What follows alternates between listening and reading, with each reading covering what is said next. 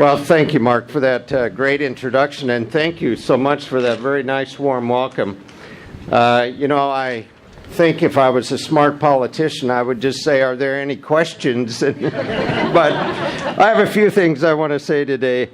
Let me just start out and say thank you for being here. What a great turnout. This is so impressive. I want you to know if there was no other message I could deliver today, it would be to say thanks for your efforts. I'm here because of you. I know that. Thank you for giving me the privilege of being your United States Senator. Let me underscore that. It is a privilege. It's now been about 3.5 years that I've been in the Senate, but I have to tell you, my favorite place continues to be right here at home.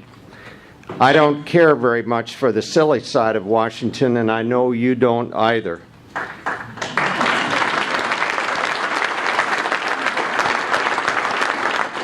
We tend to be an enormously sensible bunch in Nebraska, and that's still my preference.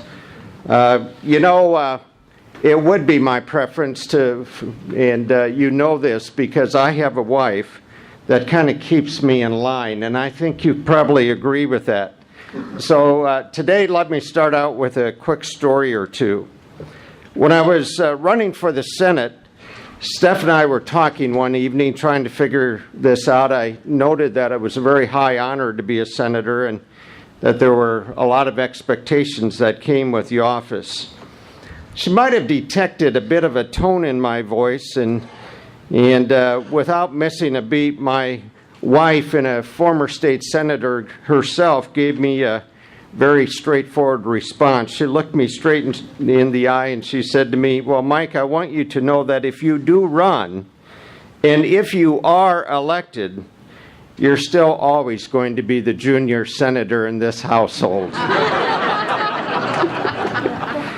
And you know what I've discovered? I've discovered it's a pretty good gig being the junior senator in the Johanns household.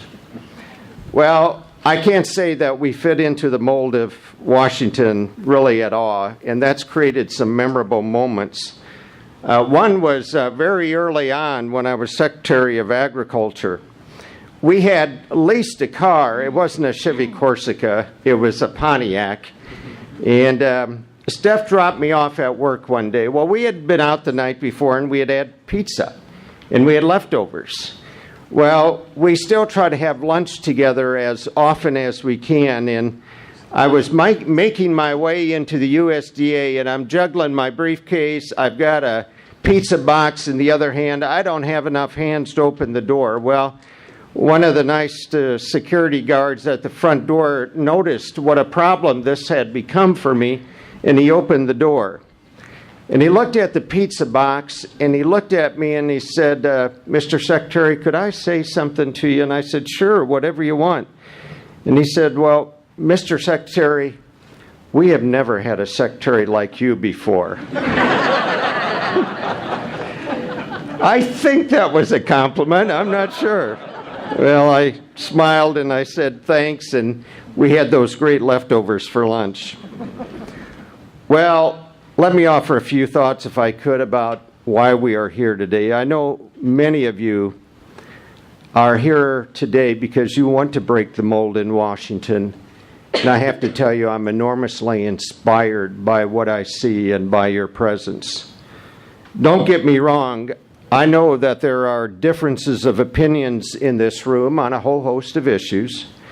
And we often support different candidates in the primaries. That's kind of how we are as Republicans. But I believe we are here today because we believe in America's greatness. We have all felt anger and frustration with the policies of the current administration over the last few years. And I could not encourage you more to take every ounce of anger and frustration and turn it into a pound of unrelenting determination about this November.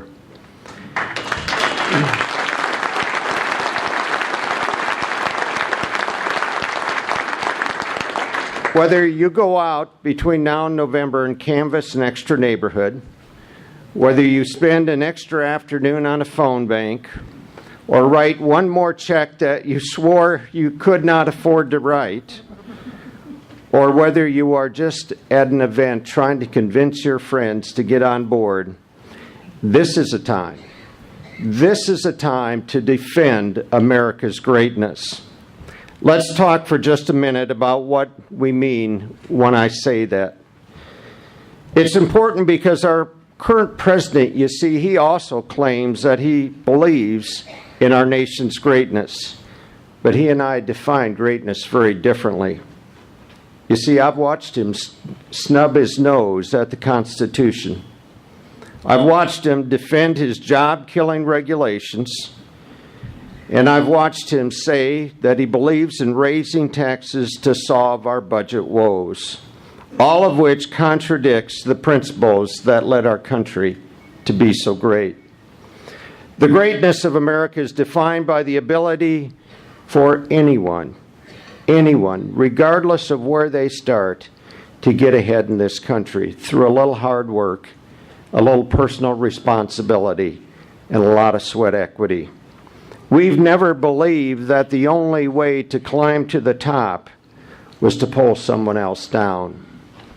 Our America does not demand that once you achieve success, you forfeit that, and you forfeit your earnings to grow the government and redistribute wealth.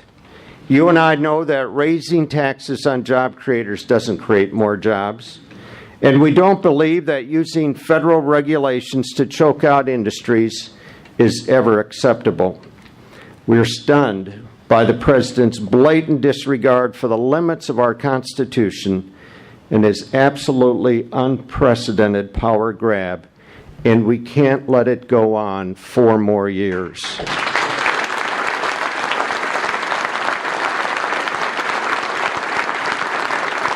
You see, my friends, President Obama is not protecting America's greatness. In fact, he is shaking the very foundation of our great country. Our debt is now larger than our economy. Think about that. Our debt is now larger than the entire United States economy. The federal government is spending 42 cents of every single dollar. The federal government is borrowing 42 cents of every single dollar spent. We have a health care law that constitutes the largest tax increase in history, with another mammoth tax increase facing us this fall. It's a snowball rolling down the mountain on the verge of becoming an avalanche. You see, what we have is big spending for big government and big stimulus handouts to reward the friends of the president, and it flies in the face of our nation's founding principles. You see, I believe our Constitution makes crystal clear the limits of federal power and the rights of the people. America lives freely because of these rights, and we die to protect them. This might be obvious to most freedom-loving Americans, but it is not obvious to this president. Tell me, where in the Constitution does it say the federal government should buy car companies and prop up failing solar energy companies? How can anyone claim that a mandate that forces Americans to defy their religious beliefs is not an affront to the United States Constitution? Since when can an American president arbitrarily decide which laws to uphold and which to ignore, such as defending marriage and barring illegal immigration? But that's what this administration has done.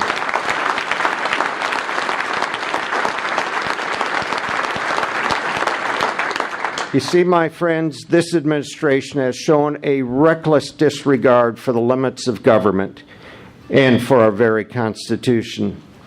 But if there is a silver lining in the dark cloud of the last years, it is the outrage that is rippling across this country.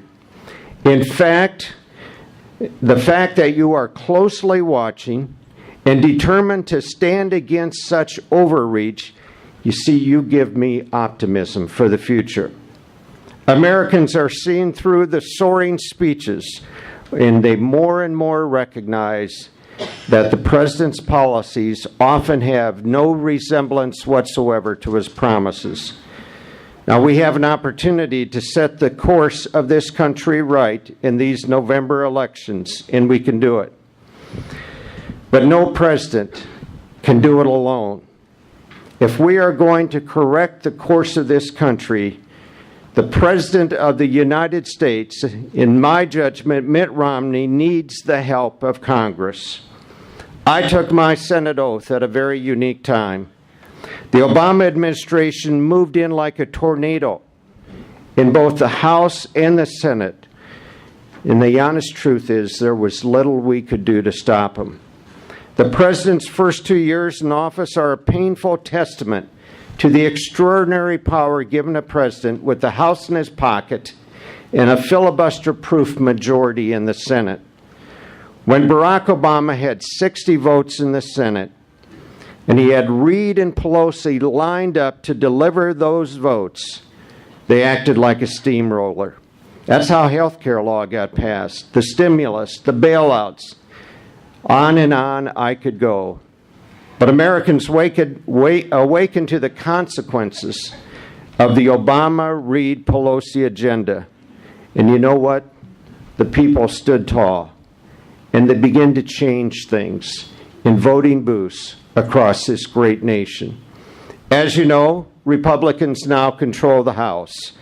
Well, some balance has been restored. But that's why we have to re-elect our strong trio of House members. Congressman Smith, Terry, and Fortenberry have earned our support. Now we need to do the same in the Senate.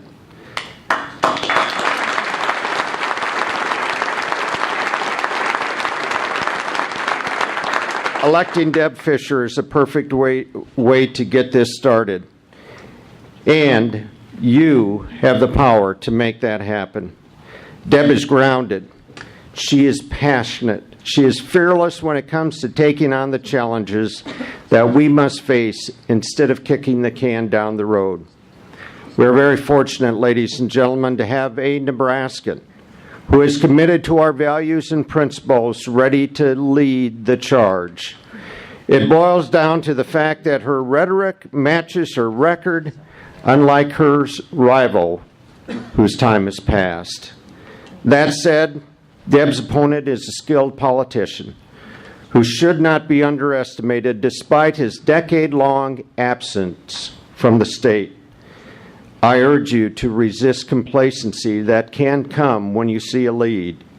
If you haven't yet signed on to Team Fischer, do so. Today, right now, this weekend, take a stand, turn your frustration into determination to get Deb Fischer elected to the United States Senate.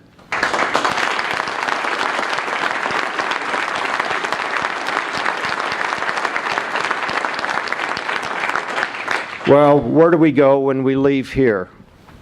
Every yard sign that you pound in place, every call you make, every door upon which you knock, every check that you write for a deserving candidate will put us back on the march toward America's greatness.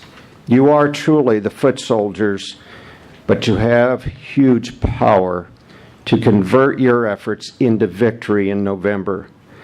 I know that you want your children to have the opportunity for a better life, not a lower standard of living, and I want the same. There is still time, my friends, to turn this country in the right direction. You see, I am optimistic about the future, notwithstanding the pain of the last few years. Why? Because you are living out the words inspired on the north doors of our own state capitol. The salvation of the state is the watchfulness of the citizen. Continue to be watchful.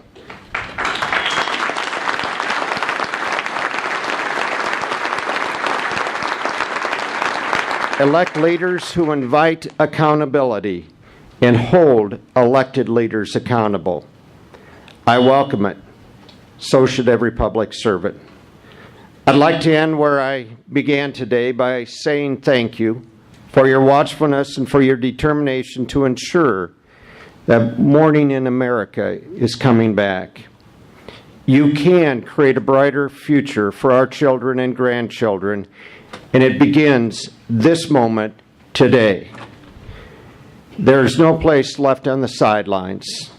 It's time for all of us to step on the field and show America that we know how to win big in the great state of Nebraska. It all starts here.